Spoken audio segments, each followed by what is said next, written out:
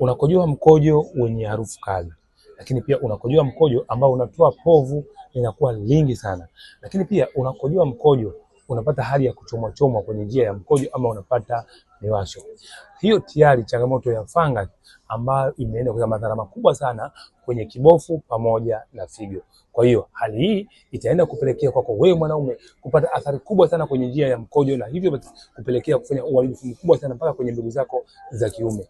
Usipuuze ama acha kabisa unapoona unapitia hali hii, wahi kupata matibabu yaliyokuwa bora na salama ili uweze kuondokana na changamoto hii kabisa. Maana nina package maalum ambayo itakusaidia kwenda kuondoa changamoto ya miwasho ama fungus kwenye njia ya mkojo na uweze kuondokana na changamoto hii kabisa.